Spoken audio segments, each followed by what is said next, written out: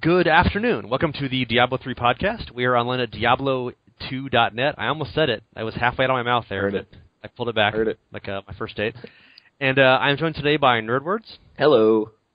And by Tyr, who has a really ugly new mascot / avatar. I like it. I think it's pretty badass. You like it? Well, I painted it myself. There you go. That's what's up.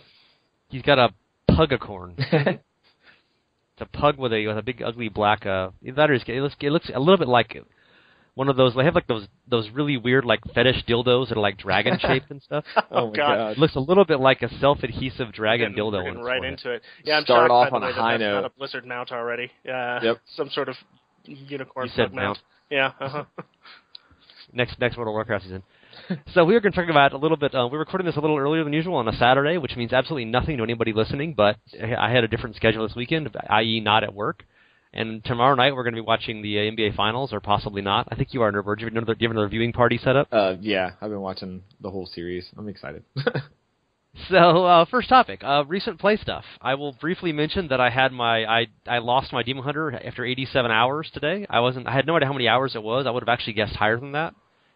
But it was 87 hours, and I got a little careless in a GR55 playing through a proc, which is always a dubious idea when you're 6 minutes ahead of the timer.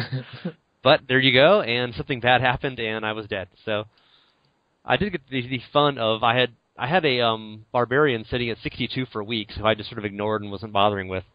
But he was bogarting my whatever it was, 45 or so, 43. I think I had my Gem of Ease on him, and I didn't want to just log on to that character and take the Gem of Ease away and then put it on a new Demon Hunter. Like, that would have been totally wrong, leaving him at 62 still. Yeah. Which is like 20 minutes from 70, right?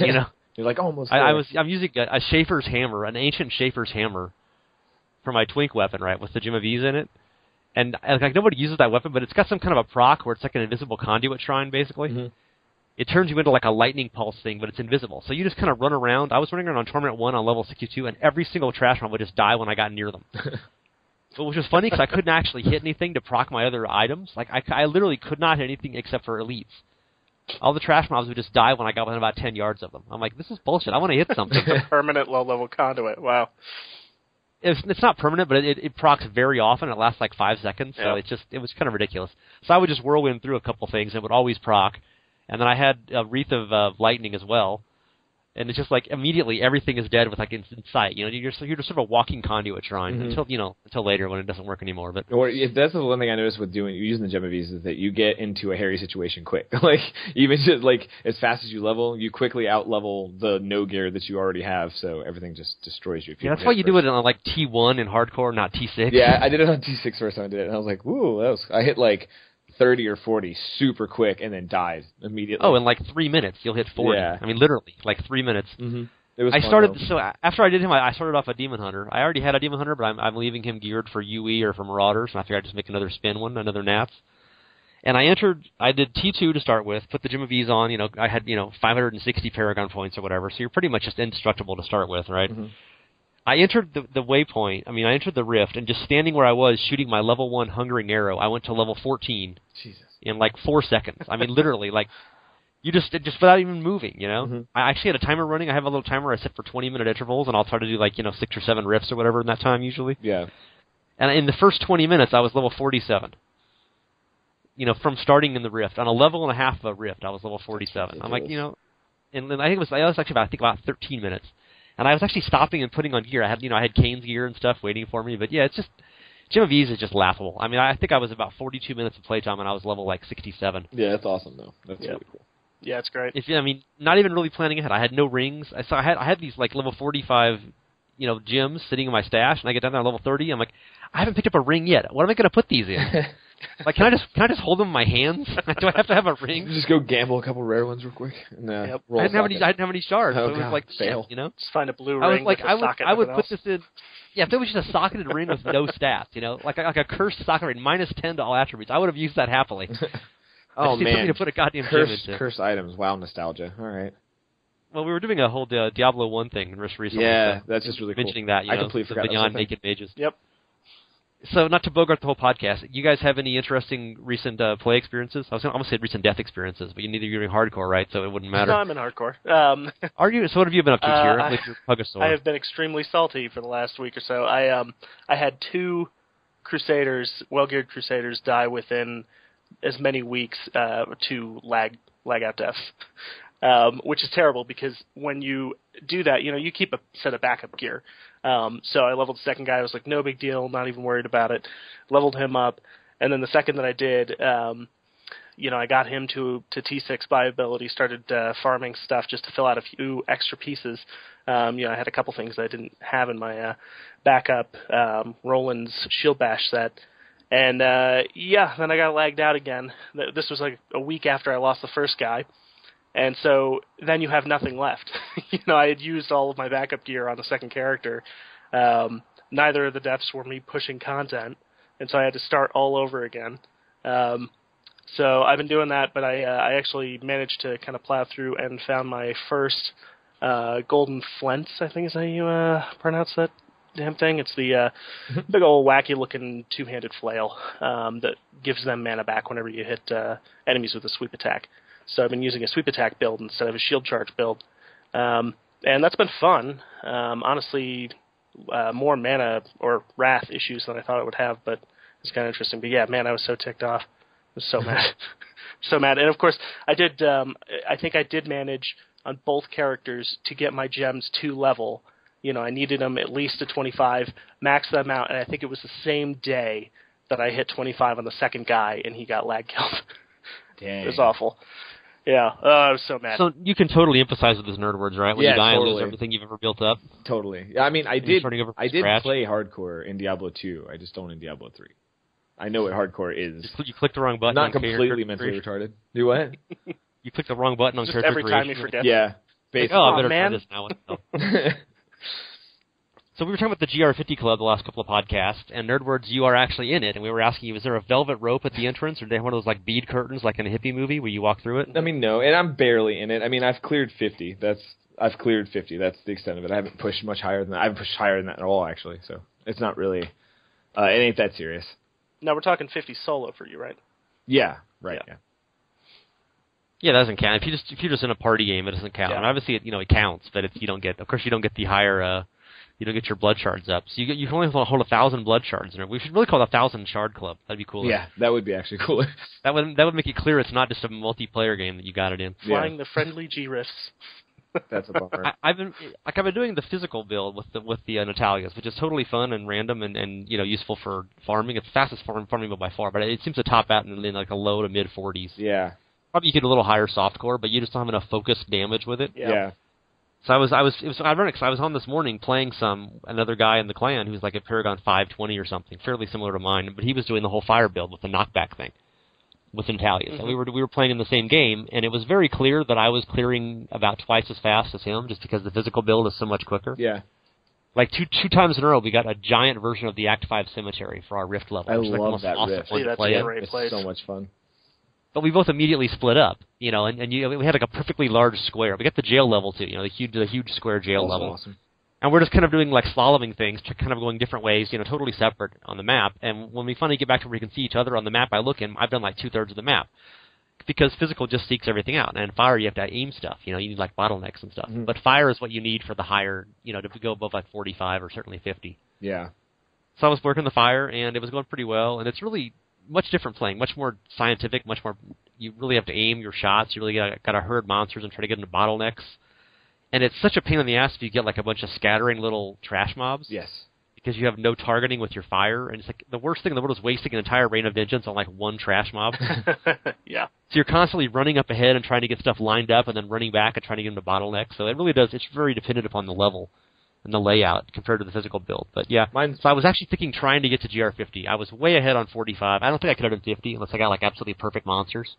Of course, assuming I hadn't died, which is another issue. But I mean, even in like offensive power, I could have easily done probably 47 or 48, but I would have needed like a really good spawn on 50. Lots of big slow monsters, like a Jay Wilson convention.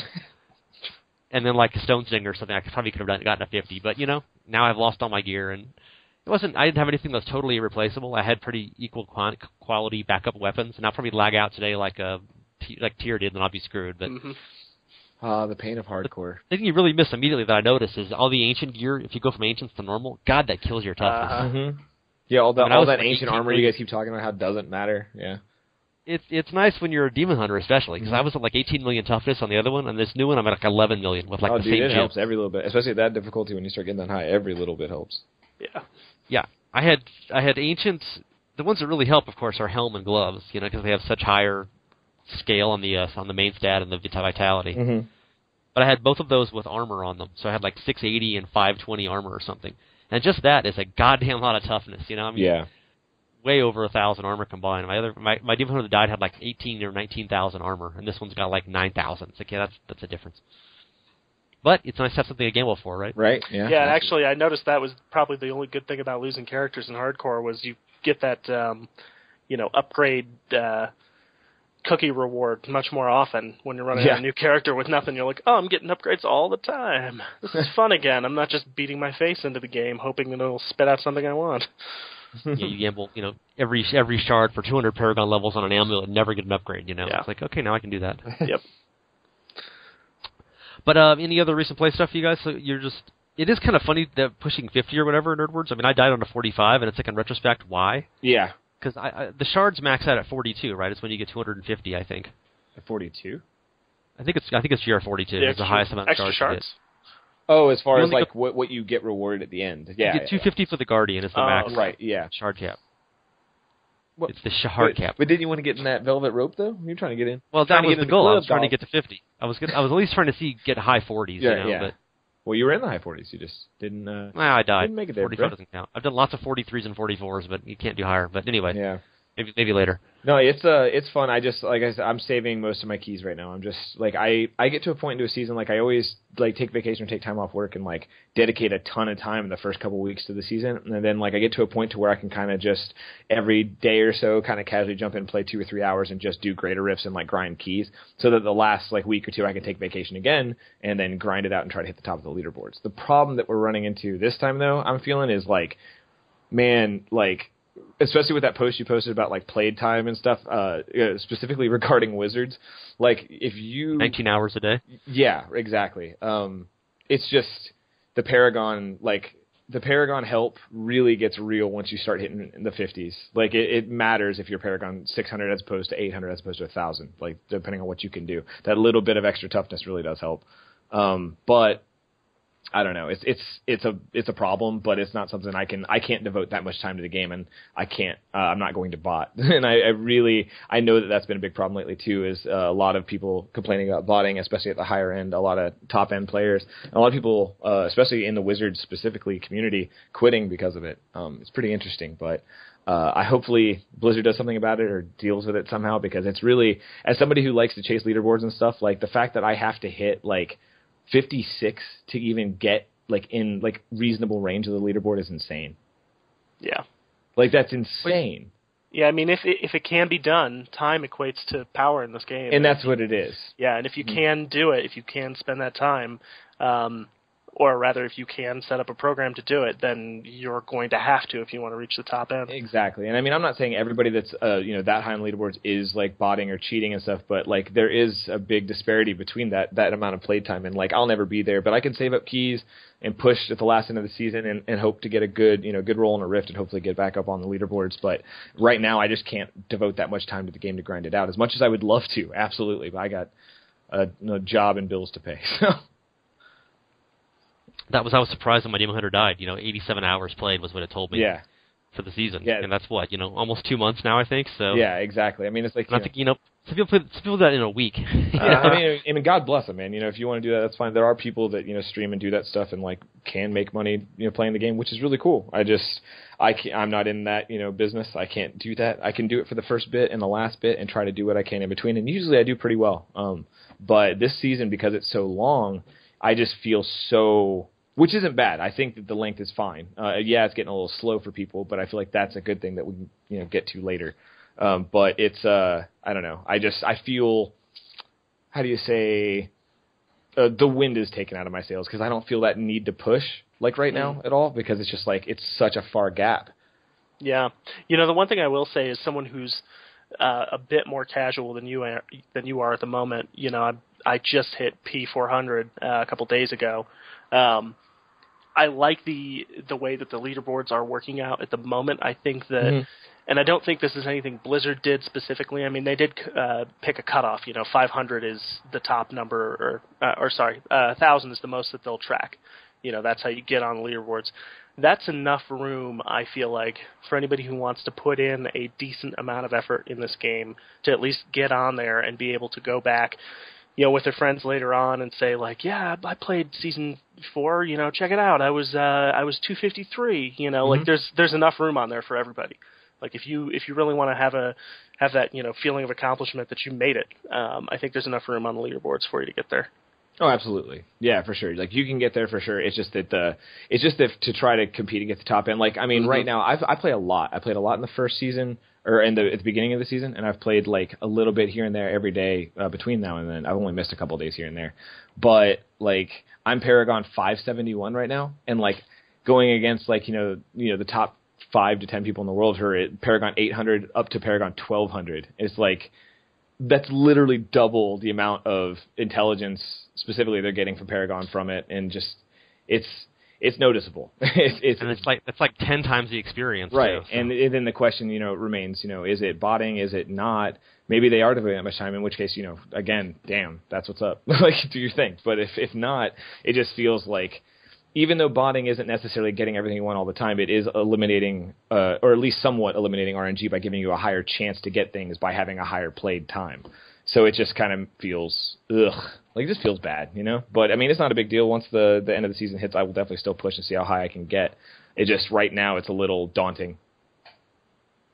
What's the highest Wizard Softcore solo GR now? I think 62, which is fucking insane. like 62. Yeah, I believe that's where it's at. And that's the problem, too, is that there's a couple different builds that are pretty good for the high-end meta, and it's not really clear. I mean, you can pretty much get there with 3 different variations of the same build. But I don't have a lot of success with either, so it's really kind of pick your poison, and it's such a struggle at that difficulty because you're going to die. I mean, it's just, that's going to be a thing at that, you know, once you hit 57, 58, you know it's going to happen. And I haven't even pushed that high yet, so I don't know. It'll be fun to see. But I'm saving the frustration for later, because right now I'm having fun just grinding out keys and saving up a ton of them. Keys. Well, that's the fun of having a super fast movement build. You can just keep snapping up the keys. I mean, the experience you get and the loot you get from 47, 48, 49, and 50 runs is great, even solo. So I don't know. I have fun doing it. I'm just saving up a ton of keys right now. And tears like I would if I had any. Yeah. I didn't add it up lately, but I mean about a week and a half ago I think was when we did the big GR50 post, and I added up all the total people at that point. And you know, you need well over 50 to get I think every class but Witch Doctor and Crusader at that point in Softcore on the US server at least. And in Hardcore there were like 320 total people in the GR50 club at that point. Yeah. And like 270 of them were barbarians. Right. So it was this season obviously, and of course the people joke, well, you know, I'm like, well, 85% of the people in the GR50 club in Hardcore are barbarians. I'm like, 85% of all players are barbarians, so that makes sense. Like, hey, I guess you got me there. Yeah, it's true. The top on the leaderboards is 62 for number 1, but the top, 100, the lowest in the top 100 is 55 in 14 and a half minutes. And you're only 5 levels behind them, and you can do it. 51 in 12 minutes is 1,000. So if you can hit 51 in 12 minutes 45 seconds or less, you can get on. But again, I haven't even tried to push, really. I failed 151 because it was just a bad rift. I didn't die a lot. And the second one, I died a lot because it was a bunch of mosquitoes. It was painful for me. So, and I still, I was close. I almost got them. I think I was, within a minute or two on both. But I just haven't felt the need to push beyond that yet because it's just, we still got so much time, man. I'm not in a rush. I'm still enjoying the season. I still haven't rolled an alt yet, but there's also, I split my time between a lot of games. Diablo is just my primary pride and joy. So there's a lot of other really good games that have come out, too, that I've been kind of playing a little bit. Priorities, man. Priorities. So I got something on the GR50 Club thing. Another related thing, the guy just posted a news thing I posted a couple days ago about a guy did a bunch of test runs with Magic Find on, and everyone kind of assumes Magic Find is now garbage. I mean, Blizzard pretty much told us it was garbage, And back in the old days, it was like the most important stat in Diablo 3, right? But then it became, they said it's only 10% of effectiveness. So if you have 10% magic find, you're only finding 1% more legendary items. Yeah. They said it was 10% of the listed value for legendaries. People were like, oh, who cares then? And so this guy, according to his thread on Reddit, did 100 full rift clears, 4-player, clear the whole rift, not just up to the Guardian. And he found, I don't know, I forget what the number was, but 8.3 are legendaries or something like that, with 330% magic find on. And with 0 magic find on, he did 100 clears and found 4.6 legendaries per rift. And it worked out to 77% more legs found with 330% magic find, which even 33% more would have been surprising, which is what you're supposed to get, right? But sometimes he's getting 77% more. Yeah. And, obviously there's just one guy. Obviously we can't verify his figures. Exactly, He could have made the whole thing up out of nothing. Super anecdotal, but yeah. Yeah. But even assuming that's true, magic find has always been a really kind of hard to figure thing. Obviously it's just pure RNG, times 3, so it's very hard to predict. You might just get lucky run or not lucky run. But 100, in theory, 100 rifts with and without is a pretty good databasis, right? Well, it should, but I would have zero surprise at all if Blizzard's whole it's only 10% of effectiveness was not true. Magic Find has always been a really quirky stat. They kept changing it constantly in Diablo 2 in terms of how much of it applied. God, yeah, every patch was okay, so what do we do with Magic Find this time? Yeah, it worked full value for blues and a third value for yellows, and there was this diminishing returns thing. There was a lot of diminishing returns. The equation, I remember there were a couple different equations that popped up that were really funny to look at. It just got kind of. But they were almost the same. It wasn't that big a difference at 100% or at 800%. It was you gained nothing on legendaries or uniques, I should say, for Diablo 2. Above 500%, it made no difference. You could go from 500% to 700%, it would add 2% more to your unique finds. Yeah. And in theory, that's not the way it is in Diablo 3, but you know how quirky RNG is with just finding anything. Yeah. I did a whole bunch of GR40 runs the other night, and I would find from 1 to 6 legendaries every time. Totally random. It wasn't you find 3.5 average. I guess that was the average if it's from 1 to 6, but I'd find 6 2 in a row, then I'd find 1, then you'd find 0, then you find 6. It's not like you're going between 3 and 4 and 5. It's so arbitrary. Yeah, I don't know that we should be surprised that the numbers were random. It's you'd say random is random. You'd say okay, so he found an extra 77% instead of 33% or whatever it was. That's about twice as effective. But then you've got one guy. This is a very small sample pool. Even if he did 100 rifts, that's really in game time not all that much. Especially in a game where you've got, I've found 5 unities this season, and a lot of people who are, Paragon 500 plus haven't found a single one. So I don't know that we should be shocked that numbers are numbers. Yeah. So have you used any Magic Find since, even in ROS at any point? Have you ever bothered putting a topaz in your hat? It's emerald in your hat. I think there were periods where I did put it's topaz, I believe, in my hat. Right. Emerald is a gold. And I think I even ran I want to say it was start of maybe first season. I was running cane set for an early build, and then running some topaz in my helmet. I think a lot of that's just superstition, and for those of us that played a lot of D2, they just kind of feel better having it. And if you can afford to do it without losing any damage, really, then it's not that big a deal. Clear speed, yeah. Yeah, so I think it's more like a tinfoil hat thing than anything. I'm not saying that Magic Find doesn't actually do something. I know it does to a point, but as far as whether it has a good effect enough to gear for it, I probably won't because it's not really a matter of it's more quality of finds than quantity of finds at this point because you're finding a good bit of stuff anyways. It's just I need more ancients. Well, here's another issue too: is does it really matter in the Greater Rift centric environment that is the end game of D3 right now? You're not running things again anymore really to look for legendaries. A lot of people are kitted out. At the very least, they've got all of the set pieces they need. Half of them are ancient, if not more. They've got a great ancient weapon. So really, the end game, the meta game, is about pushing those GRs as high and as fast as you can. And you're never going to get 18 legendary drops off a Rift Guardian. The game doesn't scale that way. So. It really doesn't matter, this is only going to affect you if you're doing, say, T6 runs, to just try to farm more gear. But again, you could probably, get enough at least, just without running it at all. Yeah, and that's kind of like I said where I sit. Like I got my character to a point to where all I had to do was jump in and do greater rifts. Like, yeah, I could go farm T6, but like the percentage chance that I would find something that's an upgrade has gotten so minuscule now that it's not really. I find more reward out of just doing greater rifts, getting a higher chance for ancients, and getting higher experience, blood shards, and so on and so forth.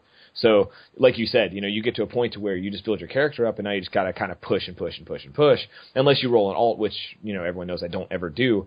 So it's just.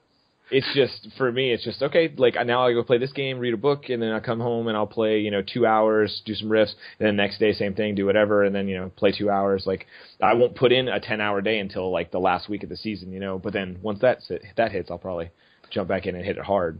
Blood shards are another great point, too, because when you think about it, how far do blood shards move that needle? Exactly. I mean, obviously, right. You can get more than enough gear to be able to run at the same speed. You kind of max out on T6 clear speed, just due to the build that you're running and the the kind of movement abilities that you have on your character. But while I'm sure you could gear enough strength and or enough damage and enough toughness to keep the same clear speed, but also add magic find, can you gear for enough toughness and damage to get up to a much higher greater rift where you're getting twice the blood shards? And we all know that Kadal has a higher drop rate on legendaries, so that probably scoots the needle around a little bit, depending. And you sparked a thing in my brain where I was like, okay, so Diablo 3 expansion 2, Sapphires coming in, and Sapphires increase percentage blood shards dropped. Like, then that's a huge increase to magic find, but like in a more specific and targeted way. So say a 15% increase to blood shards, not a lot, but I mean, if you're running high-end greater rifts, that's 15%, another 25, that's another like 30 to 40, per run. That's something. I might run it if it's not making me lose clearing speed. Well, and if we're going to mild tinfoil hat on this a little bit, I wonder at what point magic find becomes, a terrible name for a stat, when really what people are looking for is, is legendary find, Nobody cares about, and in fact, I would rather have lower magic find because I need blue. I need blue arcane essences. Can't we switch that stat up maybe? Make it legendary like drop rate? I feel like that's such a glowing thing now. They've addressed so many other things that one's sticking out like a sore thumb. Yeah, and like I said, if you increase your magic find, you're going to get more and more yellows. Sure, you'll get a few more legendaries, but you're going to find less and less blue, and that's a problem. Well, you hardly ever find blue anyway. Yeah. They only come out of chests. Yeah, if you're running greater rifts, you never find blues ever, ever. I mean, in theory, you're getting more. You're getting blues instead of white items, but white items never drop except from armor chest. You racks can target or farm them racks. better. You can still target farm them a little bit better than blues. Sure. Well, that was the whole benefit of the Secret Cavalry area, right? Where that it had so many lasted chests. a weekend. It's like, hey, blues. That's not really a viable answer. If it lasted, I just noticed today I had just gotten to 5,000 blue materials. Stacked up. First time I got that all season. Damn. And I noticed I had about 32,000 yellows. I never pick up rares, so. You only pick up rares when the Guardian drops, and you just click everything. I had to start again. Target I had to start again because I got trained to where I wasn't picking up yellows, and I realized that I was not picking up Death's Breath either. So I had to start. Yeah, I don't even I had to start picking up anymore. yellows just because I don't want to stop and read everything. So I just pick up the yellows, and when I get to the end, if I start filling up, I dump all the yellows out of my stash and keep going. Yeah.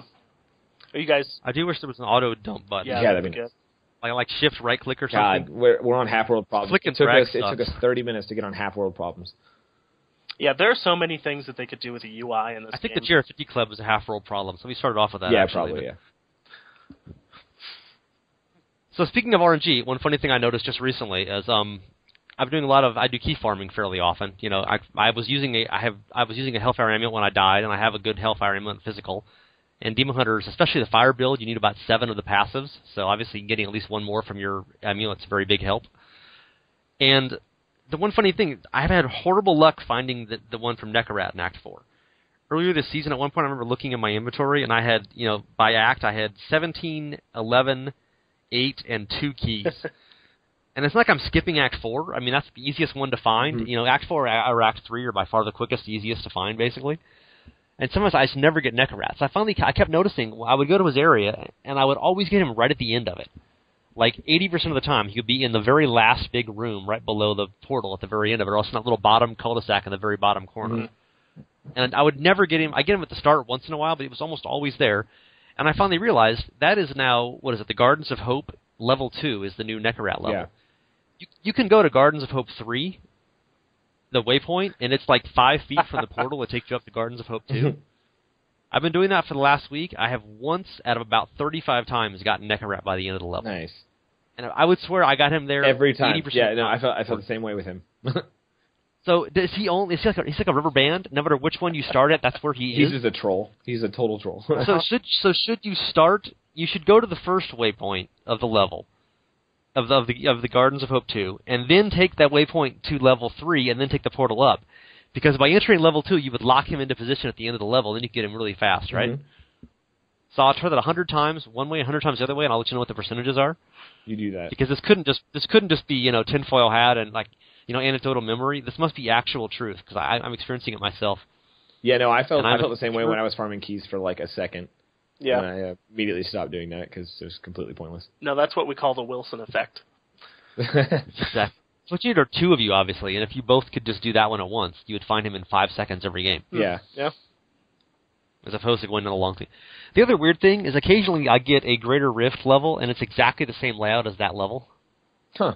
Like, it's not random at all. It is literally exactly the same layout. And I trust me, I know that layout because I've done it 1,000 times this season. But you also get occasionally you'll get a Greater Rift that's exactly the same as the first level in Act 4. Yeah. The one where you enter from the bottom after you kill the guy on the outside part. There are definitely a few tile sets that don't seem to have a heck of a lot of randomization to them. Like the... Yeah, just the Act 4 ones I've noticed. I've never the one that I noticed is the desert, the Act 2 desert area, with the little kind of sand huts. It's always just this. Yeah, exactly. It's always just this little rectangle, nothing else. But it's not the same as a story mode level, though. So true. That's what's weird about the Act 4 ones. So just generally on RNG, do you guys have any amusing RNG stories? Do you feel like it works right? Do you feel like there's areas? Obviously, the whole magic find thing we just talked about. I mean, who knows, right? Well, is RNG? Are there things that you like? I'm not talking tinfoil hat stuff necessarily, but just are there things that seem really harder than there should be to get? Or obviously we talked about getting an ancient weapon is kind of a pain in the ass of a certain type. Yeah. Anything that jumps to mind on the topic? Yeah, this season for me, I mentioned it on either the podcast I was on. I mentioned it sometime during this season, but I have been hunting. I'm Paragon 571, and I found again 2 Pride's Falls, and of them. The one I'm wearing currently is an ancient with a strength roll, because that's the best one that I've found. The other one was a dex roll that was non-ancient. Axe 3 bounties. And they're so much fun because I waxed on this a while back, but getting people to farm those with you, unless you've got a group of friends on, which right now is kind of hard to do, you don't really have a good farming group, so. And you did an ancient one, too. So right, yeah, I mean, yeah. I'll settle for a regular int one that rolls at least 700 right now. That'd be fine. But, yeah, right now I'm using a 936 strength one, though, so at least I got some armor value from it, I guess. Yeah, I don't think I have any amusing RNG rolls, although I will say that if you really want to know whether RNG is working, just look at the number of people playing the game, which by all accounts is pretty healthy right now, because we play this game for RNG. That's I mean, everybody gripes about it, but that is literally the reason that we're in here. You know, if you could go in, if this game was like World of Warcraft and every boss had, a loot table with 6 different things on it, people would farm it out within 2 weeks. They would have killed those bosses, filled out all those slots, and they'd be done. They'd be waiting for the next season. So, is it working? Yep. Yeah, it's totally working. People are coming back. You actually just described the Pride's Fall situation, though, because there's a loot table with about 7 items in it for actual bounties. That's true. And Nerdbirds hasn't found any of them. Well, I mean, how much time have you spent doing it would be my question. I've done... Not enough, obviously. Not enough, obviously, yeah. I've done... not as much as I probably should, but I've done well over 100. And I know MJ rolled with me for probably 25 to 30, and he just kept laughing because he got 2 or 3, I think, and I didn't get any. It was funny. Working as intended. Working as intended. Yeah, it's just that's my unicorn. It's okay. It happens. It's not a big deal. I'm not freaking out about it. Just man, I'd love one with int. The Horadric Cache rewards are a good example though, because they're so unfair, they're so uneven. I mean, there's only 5 legendaries in Act 1, right? Yeah. The caches. Yeah. And at least one of which everyone used to want. Like, of course, a lot of people aren't using Rorgs anymore, but everyone still farms. At one point I was in their farming gear career, though. Mm-hmm. Yeah. And it's obviously nice when you're first getting started in the season, or you're first gearing up. I mean, like barbarians use it now, but most classes are using focus restraint for their high-end builds. And of course, the shoulders there are also really useful because we have this weird situation where there's no BIS shoulders unless you're like a barbarian and then doing furious charge. There's really no shoulders that have a really powerful legendary proc. So lots of people go with the ones you get from the Act 1 cache because they have a tiny % chance of resurrecting you on death. Well, it's not small. I mean, it's 25%. That's one out of every 4 deaths. That's not bad. Are you sure about that? I believe it's 5%. I believe it does not list it, and people I've seen have listed numbers. I've seen it multiple times say 25. I'll see if I can dig it up. I think it doesn't say anything in the hover, though. But, I mean, I've heard people can bitch about it. I've used it for a while and never noticed a proc. But, of course, I'm playing hardcore, so I'm not procking all that often. But, if there was anything that was just something good, I mean, like there's the belt, the Sash of Knives belt that throws a dagger whenever you attack something, and it's like 500 to 600% weapon damage. I would instantaneously use that as a shoulder slot. If that wasn't everyone on a shoulder, I mean, there's just lots and lots of other shoulders that have much better stats. You are correct, by the way. The one that doesn't have a listed stat. It has a listed 25% life that it restores you to. Yeah, but the chance of it working, I've heard, is about 5%. I haven't actually tested it much myself, being hardcore, because that testing is a little dangerous, right? So you can test it once every 5 minutes or something. Hey, I just test that again. Okay, change my mind. But it's just shoulder seems like a really obvious spot for there to be a best in slot. Some really good legendary, and of course Natalia's set doesn't have any shoulders in it, so that's really an open spot for Demon Hunters this year. We're using I think it's the same pretty much everywhere. The Skeleton Kings, because they have a chance to save you. Yeah. But every other set has shoulders in it usually, so it's a very clear choice. You could use the set shoulders instead and put on Cinder Coat or something like that, right? I mean, no one does. There's just so many other spots that have an interesting choice. I wish they'd just give shoulders to all the wizard sets and let us have something else as an option. Yeah, I'd say that the two pieces, the two slots that are the least interesting are shoulders definitely first, and then probably belt after that. Really, all you can run as a belt is a String of Ears is decent for defense. Witching Hour is fine, and then there might be a class-specific one, I think, for barbs, but for the most part, there's nothing else. Well, Natalia has the best belt in the world right now. Oh, so. yeah. Demon Hunter's Crashing Rain is absolutely a mandatory item. Well, there's the belt I just mentioned. I mean, it's now a Sash of Knives, which throws basically every attack throws a dagger at a random target. I think it's fantastic for leveling. Yes. Yeah, leveling up is amazing. I mean, I was thinking if that property were on shoulders, I would use that immediately over the Skeleton King shoulders. I mean, it would be way much. I would get much more use out of it. There's the what is it, Death Mantle with the Fan of Knives that hits out. Is that worth it? That's worth it if you're like a melee character, like a monk or something. If you could hit a lot, it's got a fairly short radius. It's got a nice damage, but it's obviously not much use for a Demon Hunter. Even if you're spinning through stuff, you don't get hit very often. I think we're forgetting the most important shoulders: homing pads. Heck yeah. T6, that's my jam. Those are the best ones for key hunting, certainly. True. Somebody else says Axe 3 on me, hey, I'm out of here. It's always such you clear some space and you're 4.5 seconds in and some fallen hits you in the toe and you're like, oh god damn it. I have to recast my town portal because some little piece of crap touched me. But my point initially on that was that the Horadric caches are so different. There's two. Obviously, we admitted there are at least 2 good items in Act 1. And then Act 2, there's very little that you want in the caches. Occasionally, people try to get something. Pride's the gloves that give you 10-minute shrines are in Act 2, and it's boots that people used to get that allow you to run through stuff, but no one really does that anymore. And then Act 3 is, of course, Pride's Fall, and people like the ring also, which gives you the massive radius of gold pickup. Yeah.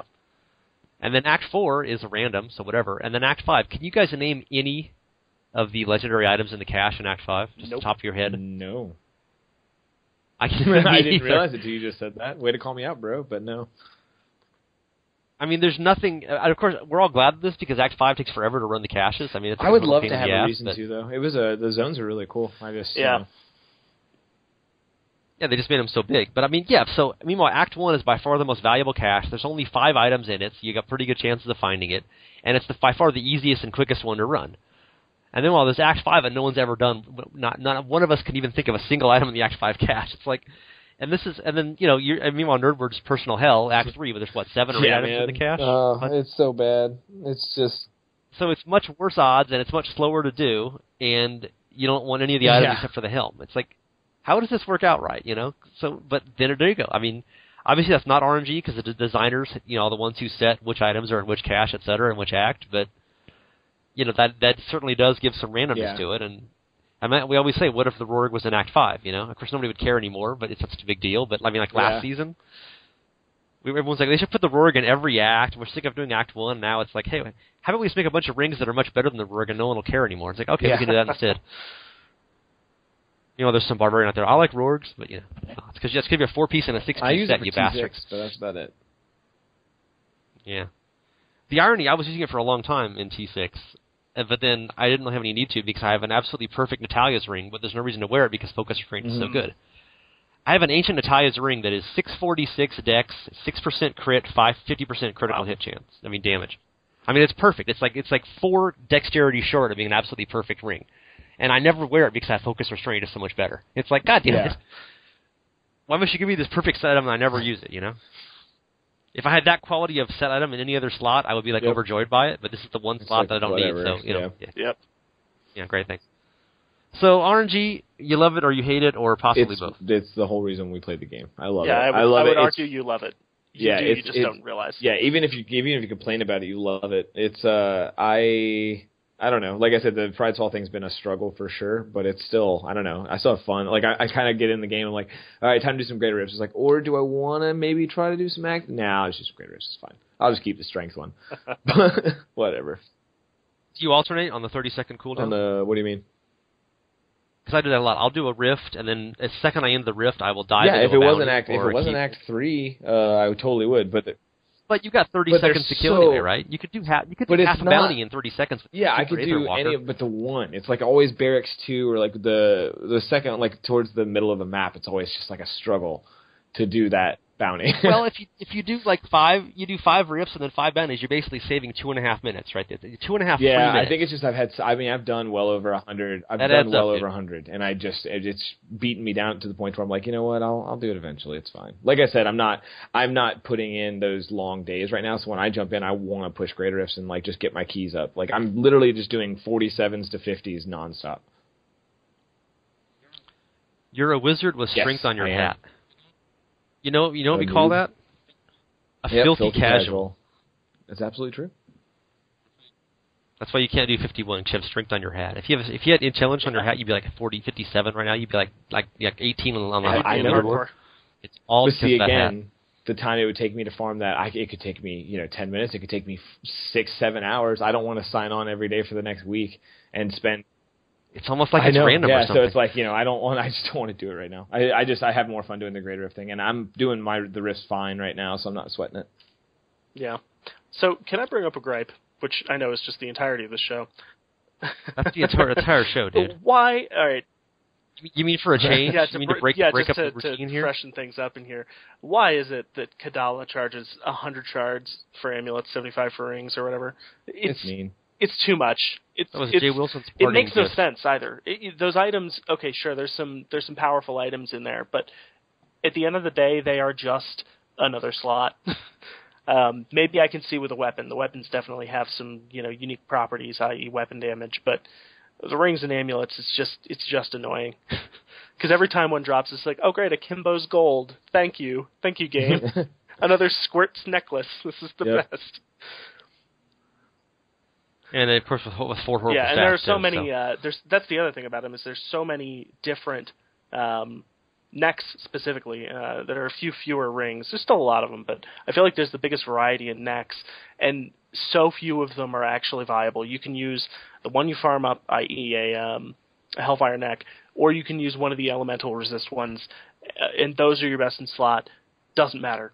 You basically have 2 to choose from. Or 4 or 5 if you're including all the different elements. I've been doing amulet gambling lately too. Of course, I can't now. I have to re-gear. I have to get my ancients and stuff back. But I had been doing it recently, and it's just so lighting money on fire. You can so easily do 9, and you get 7 yellows and 2 blues. You're like, well, there was 10. Yeah, well, it's such a it kills your mood too, because it's like you finish one rift. I'm of the kind of ADD variety where I do my gem. Gambling after every run, which is crazy, I know.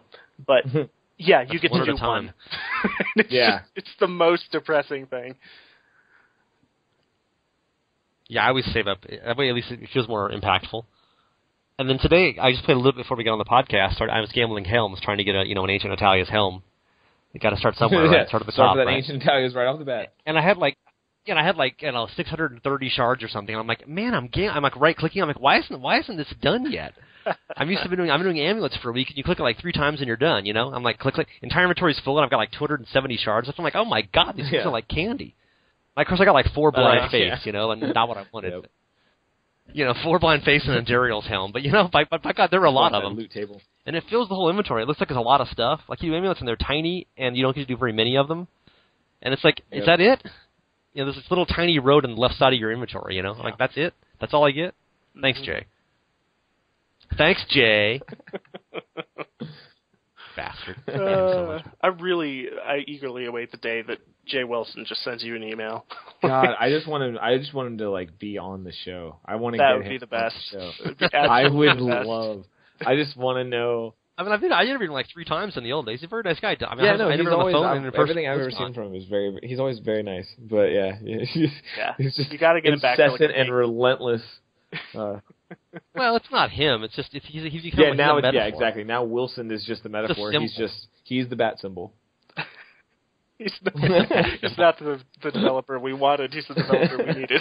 Yes, exactly. We needed somebody to rally behind to hate, and he just happened to be it. So, thanks. Oh, speaking of developer we needed, I actually got the. Have either of you guys gotten the Josh Mascara Guardian? No, recently? I haven't seen him. I got him last night, and he didn't die in 1 second. I think they might have actually fixed his hit points. There were a couple hot fixes, and he drops things now, which is nice. Okay, I hadn't even noticed that. I hadn't got him in forever, and I just got him in a game today. I don't think I've seen him yet. And I shot. Usually, I'd never even seen his monster type before. He always died off screen, or accidentally. What is monster type? Physical reign of vengeance would just pick him off. He's an executioner. Okay, gotcha. Okay, I don't think I've seen him. Those Act 5 guys who jump forward and hit you with the 2 big spikes. Yeah, I think I'm too busy running away from those guys fists. to notice their names. Yeah, the leafy guy. There's one of them. There's already one of them that's Guardian. Yep. Yeah, so it's like that, but he's never noticed different his name color. Josh Mascara. But he doesn't come out in Greater Rifts, does he? Just regular? Okay, it was a regular Rift. I don't think he's okay, on GRs. I haven't run a regular Rift in a minute. Well, you got to get keys somewhere. I don't need any. I don't need any right now, at all. I'm good.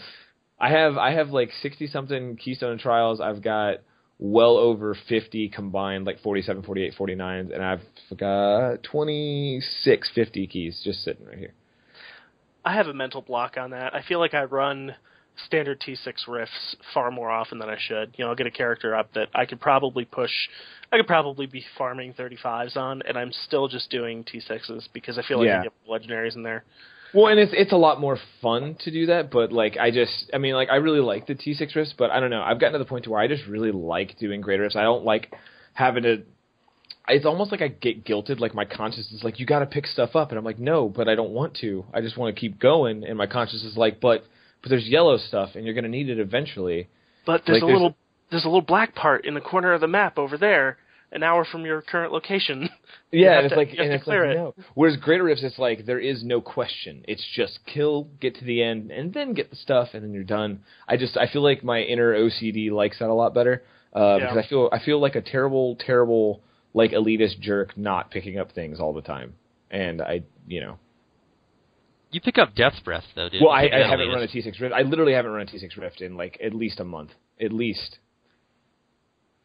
Well, see, this is the problem, NerdWords, because you don't ever die and start over again. You have no ults. So you have you've got all your gyms where you want them. You'll never do another gym. But see, that's the thing is that I love Diablo. It's like my number one focus. I play it more than any other game. It's the only game I consistently play for literally years. But right now, I'm also playing The Witcher 3 because it's really good. There's other TV shows and movies, and the NBA Finals are on. So I like being able to not have to regrind a character or grind up some gems. I have a character that is at a level, and every time I play, he just gets stronger, and I can do what I want when I jump in.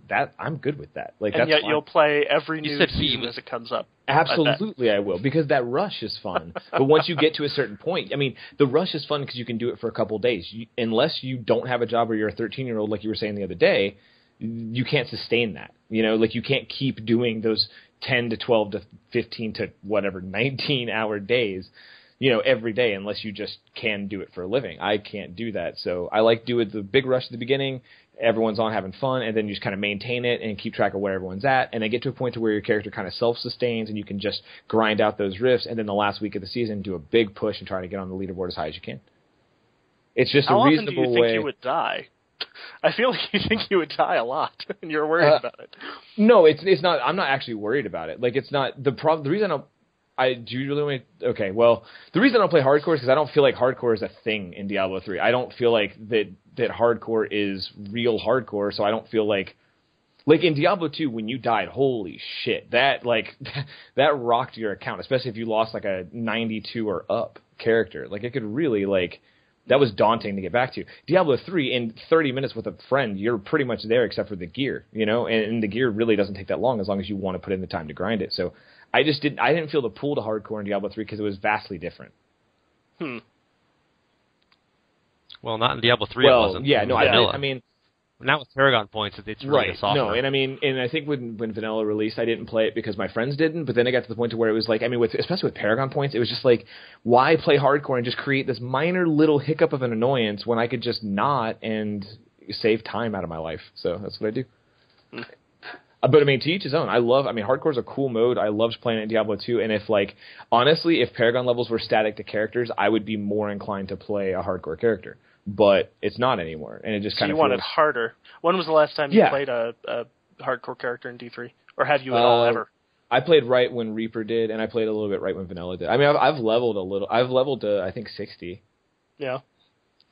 Yeah, whatever. I don't care though. That's the difference. It's fine with me. Like, I get that I'm like a filthy casual because I play softcore, but I prefer it. I don't want to spend my time, like, same reason why I don't want to jump in and do Act 3 bounties. I want to jump in and just do greater rifts right now because that's all I got time for.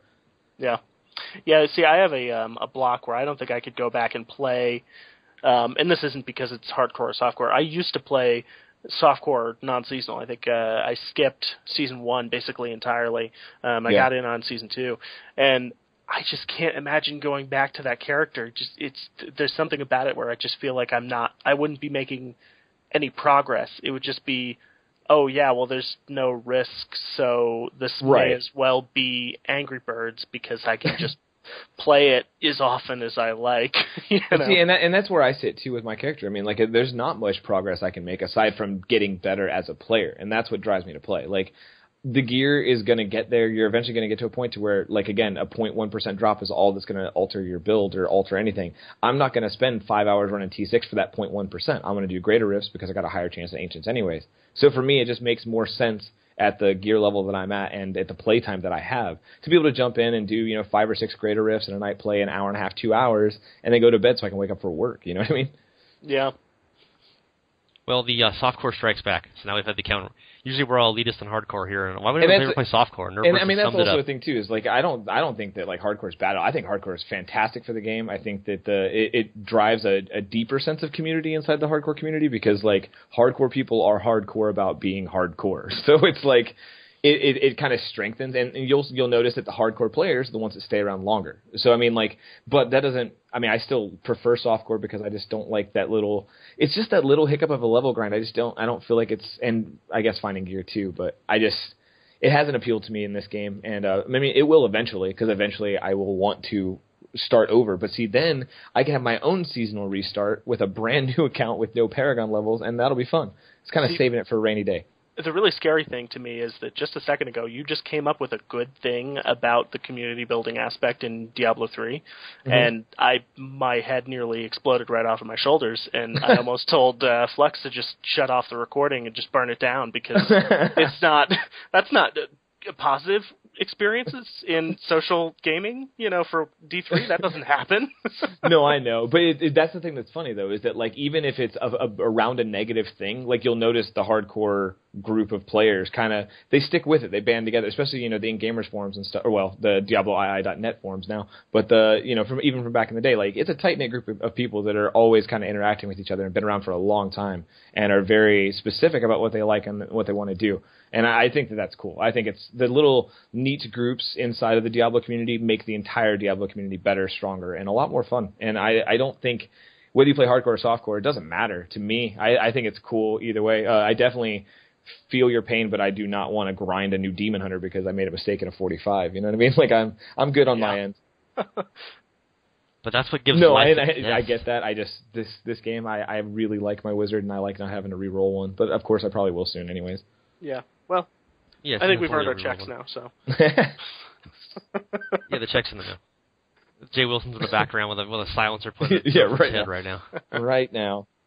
And your autograph. I don't know. I just don't like. I don't have that sense of like I don't know, anger or hatred or negativity. I love the game. I have a lot of fun playing it. I play it at my pace, and sometimes that's a whole heck of a lot, and sometimes it's at least an hour or two. But I play Diablo quite a bit. Not as much right now as I did at the start of the season, but it's just a game that's always entertained me. And I don't have a problem with it being slow right now. I think that's fine. It's summertime. Go outside, do something. It's the sun it burns. Well, speaking of anger and hatred and negativity, hardcore is actually very useful for all of the community because, as you say, the hardcore fans are often banded together, and we like playing hardcore together and stuff. Hardcore also bands together softcore because it gives you someone to hate those goddamn elitist assholes. The thing is I don't think that softcore people bitch about hardcore people half as much as hardcore people bitch about softcore people. Well, that's because you already bitched about because you're goddamn because casual. Get off my lawn. Yeah, exactly. Whenever I do a news post, I make some joke about softcore or hardcore. There's always like the first or second comment, it's like, "Oh, hardcore elitist." Like, well, it's pretty much redundant at this point. That's a great point too about the. But it brings the community together. That's a good point about the demographic too, because I think most of the hardcore players are probably people who played D2. Yep. No, absolutely. I think so for sure. And I think that like your average under 16 or 17-year-old doesn't play hardcore. Like your average like prime gaming age child, I don't feel like they would be playing hardcore. I'd love to see the numbers on that. Although I will say that I am a bit of a unicorn on that. I did play D2 a little, but I did not. Yeah, Pugacorn. But I didn't play hardcore ever, and I never got a character to 99 or 100. I didn't play D2 hardcore, but I play hardcore now. I didn't play D2 hardcore until like 2005 when I realized that Diablo 3 would never happen. That's about when I was like, okay, you know what? I'm going to give this hardcore thing a try because I'm over it, and then I had a lot of fun with it. And then I just kind of switched between softcore and hardcore then. But I don't know. It was a much more painful game mode back then, but I had a lot more time to dedicate to the game, and I like you felt it when you died. I just don't feel like in Diablo 3 you feel it for sure. It sucks and it can be frustrating, but I mean the level you can't compare losing any character in Diablo 3 to losing a 99, number 2 or 3 on the leaderboard hardcore character. Holy crap. That was intense. No, you're probably right. Well, D2's difficulty was just basically T6 equivalent. Yeah, you didn't have greater rifts. With more exactly. spikes. You didn't have the greater rifts. I mean, you get physical immune monster all of a sudden, and you're just like, okay, this is bad. It sucked that. But I mean, but generally speaking, it wasn't. There was no equivalent of like greater rift 40 or 50 or 60 in D2. Maybe Uber Tristram. Yeah, but Ubers. Oh my God, Ubers. Yeah. Those They created a monster and adding G-rifts and that forever scaling up difficulty. Especially for hardcore players. Yeah. Well, as I proved this morning. So one other related topic on this, we were talking about no-set item builds a couple of weeks ago on the podcast, sort of as a theoretical, like what would that be like, and would you find some interesting builds? No sets at all, so not even, no focus restraint, no 6 pieces, no 4 pieces, no 2 piece, nothing. I guess in theory you could say you can use a single set item because that doesn't give you any bonuses. That's actually worse than a legendary because you don't get any special properties. But then in the news this week, there was a thread that got a big blue post, and people actually are doing no-set builds. And I linked to a bunch of examples of it, one from each class, basically. And they're getting up into GR35, almost GR40 range. This was hardcore, by the way. So hardcore, no sets, but they were allowing no set, and you've got to level your own gems, but you can twink gear. So most of the ones that I saw were like Paragon 500 seasonal, so obviously they played a lot of set, regular builds. And just got bored with that at some point, unlike NerdWords, they wanted something new and different. And they said, okay, let's try this no-set thing. So they've got 500 Paragon points. Obviously, that's a nice help. And they're twinking all their gear, but they're not twinking gems. So they're running around with like level 27, 28, 32 legendary gems. And it's an interesting challenge. And, you're obviously giving up a lot of the specialization of the 6-piece builds, which is basically every single high-end build right now is a 6-piece and sometimes 2 6-pieces if possible. Or at least a 6 and a 4, right? Is this appeal to either of you guys? Can you imagine trying it out? I mean, I'm guessing no for you. I would have to be you like to do GR48 with your special wizard. I would be so bored that I started hardcore and got bored with hardcore and then decided I wanted to do this. But it is a cool idea. It's just not for me. Yeah, I think this is a how much free time do you have issue. Yeah. This is for the 19 hours a day wizards that are playing that are just this is for the guys who are like freshmen in college. They'd rather not go to Civics 101 or basically any of their other classes, and they're paying for all their food with student loans. So you may as well just play Diablo. All day long. You forgot to mention parents' basement. In there somewhere. I did, because it was such a blissful scenario. I enjoyed it so much while it lasted. So my thought with this, obviously, there's a long tradition of this. In the post that I wrote about this, I mentioned the Beyond Naked Mages from Diablo 1, and people play Ironborn or Iron Man builds where you could never go back to town. I mean, people used to play like weird variants in D1 where they'd only use like Fireball. I mean, in Diablo 2 even, like they only use Fireballs or only use like level. You couldn't use high-level skills. Wasn't that kind of thing. D2 that anyway, though? Because if you couldn't respec, so you had to Lots of weird play variants. with Fireball all the way up to level 37, because that's when you finally got access to a certain skill. I think it was only 30, but yeah, basically that was the way it worked. But that was only early on. That wasn't the end game. So doesn't really exist in Diablo 3 because there's no skill points, and there's not really any skill trees, and you can, everything is pretty much gear, You don't do anything with your skills. I mean, I can imagine someone doing a build in D3 and saying, hey, you can't use any rune words, you can only use your base skills. But that just seems kind of weird, I mean, I guess it could be a thing, but my thought with the whole no-set thing, we even mentioned on the podcast, what if there was a no sets or legendaries builds, rares only? What could you do then? You're totally vanilla Yeah, it's literally style. just what your class can do. And I mean, I know that some people, basically what you've got there is a situation where everyone just goes to the best starter builds for currently, for whatever you've got. So if you've got a wizard, you run like a fire-based mirror image build or whatever. People have already mathed those sets out. So I think if you had a yellows only, a rares only build, you'd probably just default to those builds because people have already found some pretty effective ones that don't require any specific legendaries. But it would be, obviously it's a lot of variety in gearing. Most of us have 5 pieces of our set, and then there's, the one thing, you have a chest or a shoulders or whatever that's not part of the set, or you have your one option. But imagine, the no-set builds when you've got 6 options. You're looking at every gear slot. I mean, for instance, like Mr. Yan's hexing pants are fantastic with strafe, but nobody uses them because you're so much better off with the 6-piece Natalia's build, But I've used those for a while when I was using the Natalia's ring still. And it's amazing. I mean, you're like 30% damage and resource increase when you're moving. So, like, obviously, every barbarian would want this for whirlwind builds, that kind of stuff. But what appears to me that would be awesome with this is if they actually had it like an organized thing in the game. Like, there was a checkbox on character creation, and no set items would drop if you chose that, Like you're playing no set Diablo 3 now. And so everybody's in the same boat. It's like, it's like hardcore. You need to have, like, a common community of people under the same rule system. Otherwise, you just feel like you're gimping yourself for no apparent reason. I wonder if this is a thing they do. They mentioned maybe do a season where you don't have any healing, or something like that. I wonder if this is something that they run like that. That would be cool.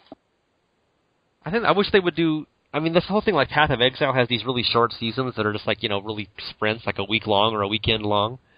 And so it seems like Diablo 3 doesn't want to do that, and so we have just one season for 5 months or something, because they don't want to reset it over Christmas, because they're all, eating fruitcake with Grandma. That was season 1, by the way. And this season, because they're all, they're frantically crunching, trying to get Diablo 3 expansion ready for Gamescom in August, right? Nudge, that's got to be mentioned. But why don't we have, like, 1 week, what would you be interested, there's a 2-week season, and it's everyone in it is no sets. It's optional, you can just keep playing season 3. It's season 3.1. 2 weeks long, no sets, drop it all, go for it. I mean, I don't know if I would do it, but it would be fun to watch. I would right? do it because it'd be a thing. It'd be a new season, and I'm going to play them all. But I probably that'd be weird. I don't know. I mean, like, I like the idea for sure. I mean, obviously it is weird, but I feel like that needs to be something awesome, like right? like literally like when Diablo 3 is no longer getting new expansions, when it's been made to its extent, and they're just kind of trying to come up with ideas to like do cool things that are different. Like 4 years into Diablo 2's cycle, like that's when. I don't know. That's what I don't feel like I would want to do that like within the next 6 months, But Flux, the development time is such that if we do that, then we cannot have another tile set, and it's actually. Yeah, you make the ruins of Sescheron now 900. It's a legitimate point actually. That is probably a thing that would take them some definite time to set up. Especially if you have like a separate kind of season scenario. Click a whole button Well, in to that switch. case, I think God, you've got to that have was so separate hard. servers specifically for it and all kinds of stuff. But I mean, it's a neat idea. I just don't think it serves enough people to make it worthwhile. I'm sure they're working on bigger ideas. Also, it's kind of funny that it's like, well, I want to play without these things. I don't know that Blizzard ever wants to devote development time to something that removes features from the game. That just doesn't sound positive we to do them. have hardcore. The other thing I was going to say is, does no one think we're getting any information at BlizzCon about D3? Are we sure that this will be Gamescom? I mean... we're not sure of anything. Well, no, I know that, but... But I mean, you saw ROS. They announced it at Gamescom, and it was playable. But then we got, then at BlizzCon, they had, multiple panels and the whole playable demo, and that's when they really dove into the info. BlizzCon is what, that's 2 months true. afterwards. I almost feel like maybe they're gunning for BlizzCon, and there's some strategic reasons for that. If you don't have a big, you've got a World of Warcraft expansion announcement, but there are other stuff. They don't have any big surprise announcements lined up. Overwatch is already announced. The last expansion for StarCraft 2 is already announced. I almost wonder if they keep that in their side pocket for BlizzCon, so that they can say, hey, you didn't know this was coming, but here's D3 Expansion 2 announcement. Well, there's been a long history of Diablo 3 getting short-shifted at BlizzCon. How about just Diablo franchise being soon. short-shifted in general? Yeah. Yeah, exactly. So why would you waste a BlizzCon announcement on Diablo 3 when you could just, roll out Panda King 2 or whatever the hell the next there's been a lot of speculation on a lot of different blogs and podcasts and all kinds of stuff, but I haven't heard anybody, and hear me out on this, but what about E3? Like, I know that Diablo, and I know that specifically Blizzard doesn't... E3 competes with BlizzCon, basically, though. Well, so yes, it does. It does, in a sense, and there's a lot of other stuff going on, for sure, right? But there is a PC gaming conference at this time, and Blizzard is scheduled to do a spot on it. They do have spots on the floor. And Diablo was E3 is a console-based... It's heavily console-based. This is the first time they've done a PC press conference at all. It's mostly about consoles and what their new AAA titles and whatever's coming out.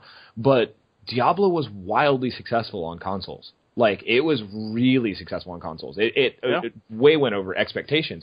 Is it really that unreasonable to think they wouldn't announce a Diablo 3 Expansion 2 for consoles and PC at the same time and release them both on the same schedule this time? They've already got the patches on the same schedule. Like, they could possibly... I'm not saying it's going to happen. I'm not, trying to make a wild prediction, but nobody's even mentioned that that's a possibility, and I feel like that the success of the console version of Diablo is being understated. I will agree and disagree with you. I disagree with you that I think that E3 is happening, because that's too close. I feel but if they make an announcement now, that gives them plenty of time to prep, release the patch, give us little bits of information, and then give us a big thing at BlizzCon. That's true, but when is E3, by the way? Isn't E3 this weekend or next weekend? This week, yeah. The PC gaming press conference is literally Tuesday. Yeah, June 16th. Yeah, so it's this week. I just don't think that they're ready for it. Now, they have been very, very quiet. But I just don't think Gamescom is coming at an end of a season wouldn't make sense, because they would want to announce it before the season was over, because the end of the season is going to have a lot of news about the new patch, not about the new expansion. They don't want to cross their wires with their PR. I feel like they would announce it either earlier or far after, and obviously we don't want it to be after. So the idea is there. Maybe there could be something at E3. And I'm not even saying... that's the reason I mentioned BlizzCon, too, is, I've heard everybody say, Gamescom, it's going to be Gamescom. They're going to announce it at Gamescom, and it's like, well, we don't know that. Let's be honest. We don't even know they're going to announce one at all. So exactly. One, we don't know that it exists, and two, we hope the game has only had one expansion so far, so it's not exactly like we can say they have a track record of releasing. And it's not like they've ever done two expansions for other Diablo games ever. It's always been one expansion. So this is all kind of a shot in the dark anyway. But I totally hear you on that. The one thing that I do totally agree with you on is that I do feel like it has to be a priority for their team at Blizzard to bring the console and the PC versions closer together. Yeah, those two things have been so kind of painfully, stiltedly separated for the duration of Reaper of Souls' existence on PlayStation 3 or whatever. Yep. I think it's obvious. I think there's got to be some guy at corporate. Heck, it could be Chris Metzen for all I care, who's like, so why are we doing everything differently on these two systems, and why can't we keep them together? What's going on? Well, their patch schedule is up now. They're doing them at the same time, which is awesome. But That's true, but you've got feature disparities and all kinds of crazy stuff. Yeah, there are things that are slightly different, but I mean, it's mostly the same. You just don't have the leaderboards, and they can't really do the leaderboards because it's saved on your console, so you can edit the files. But so I see why they don't have that aspect. But I mean, you have greater rifts, you have all the legendary gems, you've got all the new legendaries. They're not doing seasons, but the seasonal items go into the pool. So I don't know, it's interesting. But I just think that like Diablo as an ARPG, like speaking from the meta, right? Like Diablo as an ARPG doesn't have a lot of competition right now. Like, it is pretty much dominating the genre on consoles. When someone's looking for a couch co-op game or a game to play with their friends, especially if they're doing it in person, name another 4-player game that's come out in the last 2 years that you can play on one console. Well, and name another game that Blizzard has at current that's been released that you can play well on a console. Right, exactly. And they don't have any, you know. I mean, and Diablo is very polished. It's super polished. It got very good reviews, and I mean, people are still actively seeking it. Like, it's a really popular game on console. But you know, obviously the PC is where we've always gone to for it. But it's a thing, and I don't think it should be understated. And I really think that they do really well with the action RPG genre solely because of Diablo, and I feel like if they're going to build on that, the E3 would be the place to announce the sequel to Diablo. I feel like if they're gonna push that console crowd, those kids that are going to pre-order and whatever, that's what they're going to want to do. Now, mind you, PC, sure, we're going to buy the hell out of it, but I feel like there's a huge cash market in the console market, and just putting their name out, even though they're competing, might be something they're going to do. I don't know.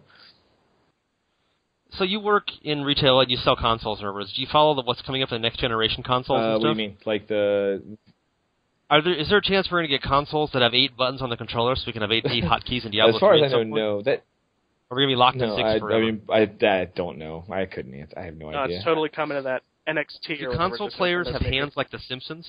They only have 6 fingers?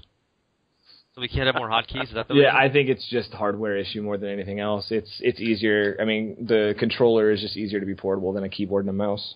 Anyone who's ever had a LAN party or friends they like to play with in person with a PC has felt that struggle unless you got a laptop. Well, that rules out our listeners. Yeah, but no. Parties. So last topic I have is related to this, and then we'll get into final thoughts. We've already gone longer than usual, but anyway, as she said. The interesting, speaking of other games, what the hell are they calling Blizzard's DOTA Heroes. now? Heroes of the Storm. So there's been recent announcements, and they just revealed last week the Crusader is a playable character, and there's this whole huge level that they previewed for us last year at BlizzCon with a cool picture, and it's got like the Butcher and other monsters running around on it and stuff. And people are all joking there's like more Diablo content in DOTA or HOTS than there is in Diablo 3. Do either of you guys follow Heroes of the Storm?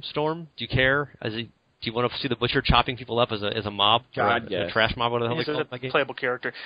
I don't. I have never been able to make a MOBA work for me, but if anything was going to, this would probably be it with their introduction of Johanna the Crusader. I mean, I play FM Crusader right now in D3. She's my main. I think, and I just think that the way they've modeled her out. I mean, well, for one, here's the thing about HOTS. I don't know how much of you guys poke at it, but the models in that game are gorgeous. Yes, they are. I mean, it looks so much better than Diablo 3 at current. It's shameful, that. I mean, the textures in D3 right now are a little wonky, and the way that things look in Heroes is so polished and so smooth and so just juicy. They've done an amazing job, and her abilities look great. She's a tank. I love tanks in other games, so she'll probably be a thing that I try and then fail because I got beaten by some 12-year-old who can do 300 APMs. And then I'll be sad, but at the same time, Blizzard will have gotten their $45, and all will be right with the world. Yeah, I don't know. I've played a little bit of Heroes. I'm not a MOBA player. I've never gotten into League or any of those games either. I've never been a fan of them. But I do like Warcraft and StarCraft, and I've always liked RTSs. So I jumped in with some friends on launch day, actually, and played a little bit. And, oh, my God, that game is fun. It looks like so much fun. It's so much fun. Like, dude, I'm not a fan of that series, of those kind of games at all, but it's a lot of fun. I have no frame of reference. But I've played a lot lately. Actually, Heroes, Witcher 3, and Diablo have been like what I've been struggling between all three of those for the past couple of weeks now.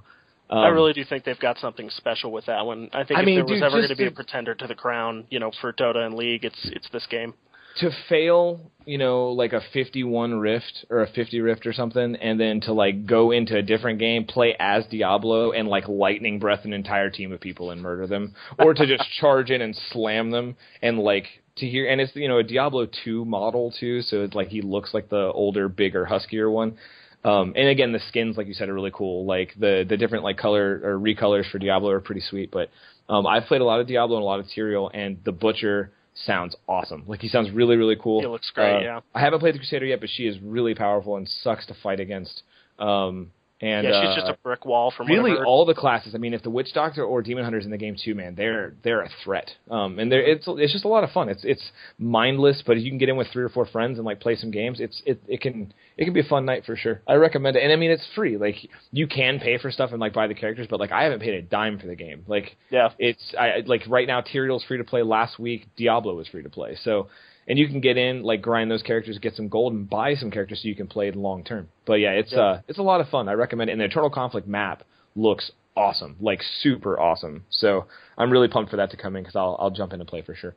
Well, and that's probably the biggest change, from Dota or League to Heroes of the Storm is those maps. So I mean, I think they're spot on with those.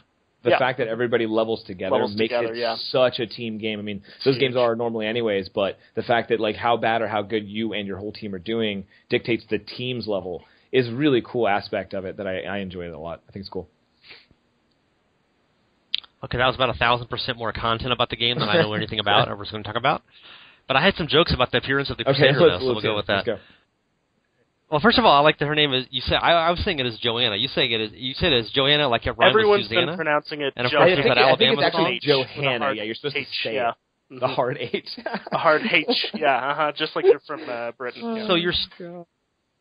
So Nerdwords, your state's national anthem, of course, is the "Oh Susanna with a Banjo on My Knee" song, and you can actually put her name in it. Is that real? I don't. Oh Susanna, don't you cry for me, with a banjo on my knee. That's the only part I know. And you live there, dude. They're going to deport you for that. I don't think you're still a Cleveland fan. So anyway, the visual of her I thought was funny because she has, the one on like the wallpaper. Actually, a Holy Knight is our wallpaper. She's doing some wallpapers with the Dota characters, and whatever it's called. I know what this game is called, obviously. He's doing with the Diablo, and I'm sure he'll do them with the Crusader. But she's in like this white tunic, like fairly tight white tunic, and she's got these gigantic arm guards and shoulder pads and neck guards and huge leg guards. And is completely unarmored over her entire torso and head. So this is like the exact ideal of Blizzard game armor. Bigger shoulders. Like it doesn't cover anything that's actually important to shield. It covers everything that's not important to shield. And like it looks kind of sexy, but it's totally impractical. Which ironically, this is the exact opposite of what all Blizzard employees wear when they go to work. Like all they ever wear are like grungy looking jeans and old T-shirts. Which have no style points and are totally functional. So the exact opposite of their game characters. Does that mean Blizzard employees aren't wearing pants? Only on weekends. But they wear pants. They're just unarmored pants. But the irony, of course, is there's no cleavage, and I guess they thought giving a nun cleavage would be a little bit wrong. Well, okay. They're kind of on a campaign right now to like kind of strike that. They're trying to dial it back on that stuff in games, which is totally fine. It needs to happen to a point. And they're getting it. Like I think they're actually getting it. Other than there are a lot of companies that are trying and failing, but they're getting it. It's like they've been super proactive. So they've been there's a whole speech thing at the beginning of BlizzCon last year, and like just their little announcements and stuff they've said here and there. Like they're really active with it. I think that's a good thing. It's great. Yeah. So the related topic to that, remember back in Diablo 3 under development when they announced they'd taken out all the crosses and the pentagrams? Yeah. And like people were pissed about that, and we got like some bitchy quotes from Max Schaefer about it, like tweaking them and stuff. And then the Crusader comes in, and she has a giant cross on her shield and on her chest plate, or his chest plate. So they took out all the crosses and pentagrams. They're like, we want to make our own symbols. We don't want to like reuse ones from earthly cults or religions or symbologies or whatever. We're going to make like new stuff and like have like the spikes on their back for Diablo's followers and stuff. And then the expansion's like, let's put a Crusader in. What the hell? It's like because original things are hard to make up, right? Shapes, if you look really closely, the Crusader, the standard Crusader shield, that white shield, with the kind of a gunmetal gray trimmings on it and the gunmetal gray cross in the middle, that cross tweaks up at the edges, and flattens out like a candelabra. Oh, well. Well, they want it to be an homage, unrecognizable but then. they don't want it to be the same thing, and I think that's fair. Well, and that visual graphic kind of says, says a lot in just the picture. Maybe it's they don't want to do crosses, but a slight variation on it that makes it look like a cross. That's Crusader. You see it, or they obviously, want to harken back and make references. But I think they are trying very hard. Especially, you can even tell on the chest, kind of like the draping tunic that they've got going over their armor. It's very obvious that those forms turn up at the ends, and have kind of the same height. So I don't know. You can find Gothic crosses with the ends turned up too. Okay, obviously the checks have cleared for you guys this week. I can tell. It's not a cross. It's got like a thing at the edge of it because you would never it totally think it's a is, cross but I with a get thing why. at the edge of it. Let's be fair here. A cross is two lines that intersect. I mean, if you really want to make a super simple. I would urge you to go search on Google for Gothic crosses and cathedrals, and you will find so much variation with little edges and dangles and all kinds of filigrees and stuff. Anyway. The one related topic is, of course, they have this special going now where you can buy StarCraft for cheap this weekend, and you get the special bone wings in the Diablo 3 character. It occurs to me, bone wings are aerodynamically unsound. This just occurred to you? And, of course, glowing tentacle wings are also aerodynamically unsound. So does Kerrigan and all the angels in Diablo, are they just levitating and they just have wings because they look cool? Did they actually buy the collector's edition of some other Blizzard game? How red shirt guy are we going to get here? Because are we actually going to talk about whether or not I could go into it if you angel want to. tentacle wings will provide lifts? I'm not sure we want to go down that rabbit hole. But they just levitate and have cool wings, so they're really the same as us. They just have bonus features. They bought like StarCraft collector's edition back in the day. Not functioning. Like Tyrael just walk around. I'll put some my glasses cool. on you if you want to. But no, yeah. I'm good. Now, see, the important thing is that those glowy wings, they have anti-gravity features. There's, the pressure below the wing is higher than the pressure above the wing, which provides lift. There's some math involved. I could go into it, but just. I was also going to say too that I would think you just gave me an idea that it would be really cool if when you wore Tyrael's wings that it actually lifted you up the way he did in Diablo 2, where they kind of like crawled along and kept him like kind of tilted up, where they weren't really wings so much as props. I thought that was cool. That would be cool. Huh. Yeah. You mean where they kind of pushed against the ground? Like they always kind of curled against the ground and like held him up. It looked like, even though he was like floating or whatever. I don't know. I always thought that'd be a cool image. But no, I love the wings, and I totally bought the StarCraft 2 Collector's Edition the day it came out. One, because I actually like RTSs and like the game, but two, mostly because it gives me the freaking Kerrigan wings, because that's awesome, and you're stupid if you don't like it. I have to guiltily admit that I spent, I want to say it was $20 or $30 when they had a previous sale on them, and I don't think I've ever booted up StarCraft 2. But I bought it because I love the damn company, and I want the fancy things in all of my games. I want all the things. Yep. Yeah, I have to have all the Blizzard things. Same. Sorry. Especially if they release the Legacy. I think there was something like, I remember reading something about the Legacy of the Void perk or whatever, and maybe I'm hearing this wrong, about the Protoss droid. Did you hear about that? The probe droid? I remember hearing something. Yeah, it was like data mined on the PTR or something. I don't remember. Maybe completely inaccurate now. May have been stricken from the record. But at one point I heard that with the Legacy of the Void pre-order or collector's edition, you would get a probe droid like pet, similar to the puppy, like the dog. And I was like, dude, oh my god! Like, so I could be like play a female wizard with Kerrigan wings and a little probe droid. Sold. Like, dude, sign me up. I'll pay $50 for it right now. How much is that collector's edition? Man, so many streams are being crossed. That dog is a weird thing, by the way. I don't think weird. we have to. I don't think. I literally use it bizarre all the that time. it even exists. Like it's the only pet in the game. It's like, what? Yeah. I have to do a vote now about the wings. I think all the wings are annoying, and I wish they weren't in the game. I would pay extra to have them not be in the game. I don't mind the original collector's edition ones. There's something about the ROS collector's edition ones, the gold ones. They're so much bigger and so much brighter. And they make you scared. Yeah, like you can't see, and the bone wings are guilty of this too. You can't see anything about your character behind them. I feel like the kind of light silvery ones from the original collector's edition still look kind of okay. They're less obnoxious. I switch them out based on my transmog. Yeah, it is funny. We've been talking about the Chinese thing and the bonus. They're selling bonus visual appeal and stuff. And you guys are just such a walking. I actually don't know if I would. Now. You're like, I would buy a new game just to get the wings. I mean, I would. $30 I actually play sold. the games, so there's that too. Like, I don't know how much. It would depend on prices and stuff. But I mean, I'd rather earn them with in-game currency. But I'm totally like, I like transmog. I like that whole thing. I like coming up with a cool like looking thing, and I'll change it all the time because I'm crazy. And I switch my wings based on what I'm doing too. But that's just something I adopted like during the 10-year drought waiting for Diablo 3 and playing World of Warcraft. It's just something you kind of get used to after a while. It's kind of a fun part of it. When you get to these points where you're just kind of grinding end game stuff, it's something else to do. True. I need Blizzard to have like a monthly subscription, Blizzard subscription that includes like Blizzard Digital Loot Crate, where every month you get a new pet for WoW and color change for StarCraft. I don't even know what StarCraft people want. What do StarCraft people want? Portraits usually. A different portrait, and then D3 gets some wings or a little, I don't know, maggot to follow you around, whatever. I really like that idea. I can see the cosplay already. Man, now I just want Legacy of the Void to come out. Thanks, Flux. You reminded me. Of course, the irony here, NerdWords, is you see 1/6 of the actual character graphics in the game, but you're happy with that. You're like, I love the look, I love transmog. Well, play their class. They have all kinds of different looking classes. Wizards. Like, no, that doesn't count. If you could transmog your wizard to look like a barbarian, would you do that sometimes? I mean, they don't look dumb. No, I don't want to get flamed for that. No, they don't look dumb. I just don't care. Like, I don't know. I've never. Like, I really like the look of the female Demon Hunter, and I really like the look of the male Crusader. But it doesn't really inspire me to play it because I have to like the gameplay first, and then I kind of just tweak the way they look to be what I like. Yeah, so if you could transmog your wizard to look like a fememale Demon Hunter, would you do that sometimes? Yeah. I mean, it'd be very confusing for other people in the game, I realize. To confuse people, that'd be fun. Because that's actually, I don't ever use the dog solo, but I use the dog, the banner, and all that stuff in a public game just to be obnoxious. Oh God, I forgot about the banner. The banner's pretty bad too. Also, I like there's more banners coming. I don't know. I like the Season 3 banner specifically.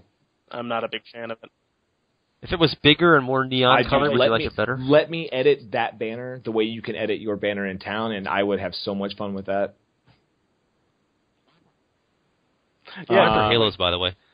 Remember, we all assumed there'd be like an Imperious hat in the game that give you a Halo. Although I don't. That would have too many lore connotations. Those aren't canon. I'm sorry. Yeah, they're not canon, Flux. Yeah, you can't have glowing wings or anything. So glowing wings are fine, but a Halo crosses the line. Where you can't see our faces and it's just a black empty space. You can't do that. Can't do it. Cool, man. We didn't come out. You can't see their faces anyway. Okay, we've gone way off topic here, and we're overlooked. Any final thoughts, guys? Say no. Read a book. Also, don't be pretentious. If you have Paragon 800, I read lots of books. Use your Paragon 800 portrait. Don't use the little dumb circle thing from level 1. That's stupid. I'm not Paragon 800 yet. I make it to 600 this season, though. I think I'm actually higher Paragon this season than I am all my non-seasonal combined. Because it'll combine, and you'll get 20 Paragon levels. Yeah. At the end of the season. Yeah, basically. I think I was at 540 combined. I'm at 567 seasonal. So struggle. Higher. Yeah, and then I'll be 602. You got the weekend off, right? man. So go grind. What are you doing? I played today. You saw what happened. I was grinding this morning. Look what happened. I was grinding for GR50 and bad things. Okay, you've listened to the Diablo Gamers the Diablo iNet podcast. I am your host, Flux. I was joined today by Tyr and by NerdWords, who's a filthy casual console player. Dirty. Filthy. Dripping with filth. And he only has 6 fingers, like all console players, like a Simpsons character. Exactly. And thanks for listening, guys. We are online at Diablo. I'm gonna say it again. DiabloII.net, and our podcast this will be up on for the. We are doing a new thing with our pals who are site subscribers for a fairly low price, a few bucks a month. You can support the site, and you get to view it without ads and stuff, and we get to stay on the internet and buy a sandwich once in a while. And we are posting the podcast a day or two early for pals only, and then it goes up for everybody else on Tuesday or Wednesday. So subscribe, and you can hear this a day before you would have heard it otherwise. And I've told this at the very last when no one is still listening. So moo. Moo. Moo. Moo. Moo.